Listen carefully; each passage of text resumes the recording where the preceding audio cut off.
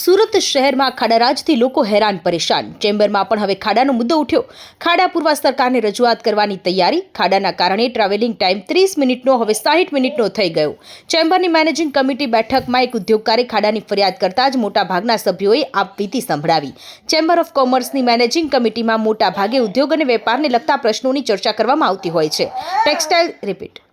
Textile સહિત વિવિધ ઇન્ડસ્ટ્રીઓના પ્રશ્નો સરકાર સુધી ચેમ્બર દ્વારા પહોંચાડવામાં આવે છે, પરંતુ ચેમ્બર ઓફ કોમર્સની મેનેજિંગ કમિટીમાં રોડ અને રસ્તાઓના પ્રશ્નો કમિટી મેમ્બર્સમાં ઉઠાવ્યા હતા. દર્શક મિત્રો, નિખિલ મદ્રાસી, પ્રમુખ ધ સદન Gujarat chamber of commerce and industry. Chamber of કોમર્સની મેનેજિંગ કમિટી દર મહિને એક વખત મળતી હોય છે અને તે મિટિંગની અંદર ઉદ્યોગના પ્રશ્નોની સાથે સાથે જાહેર જનતાને પણ જે પ્રશ્નો ઉદ્ભવતા હોય છે તેની વાતો થતી હોય છે. ઉદ્યોગકારોએ શહેરની અંદર પડેલા ખાડાઓ સંદર્ભે ઉગ્ર રજૂઆત કરી હતી અને તેમણે કહ્યું હતું કે આ સંદર્ભની અંદર ચેમ્બર તરફથી યોગ્ય રજૂઆત થવી જોઈએ. ખાસ કરીને સહરા દરવાજા ગરનાળાની પહેલે બાદ જ્યાં ટેક્સટાઇલની મોટાભાગની માર્કેટો આવેલી છે, આ ખાડાઓને કારણે ગતિ અવરોધાય છે, વાહનોને બહુ તકલીફ પડે છે.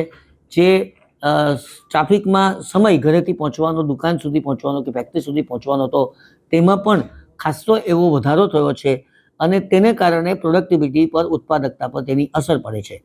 આ રજૂઆતને અમે સાંભળી છે. અમે એ દિશાની અંદર જાત મુલાકાત માટે 1 કે 2 દિવસની અંદર જવાના પણ છીએ અને ત્યાર પછી જે પરિસ્થિતિ હશે તેનું અમે રજૂઆત સુરત મહાનગરપાલિકાના પદાધિકારીઓને કરવાના છે. ટૂંકમાં ચેમ્બર માત્ર ઉદ્યોગના પ્રશ્નો નહીં પરંતુ સામાન્ય પ્રશ્નો, જનતાના પ્રશ્નોને લઈને પણ આગળ વધી રહી છે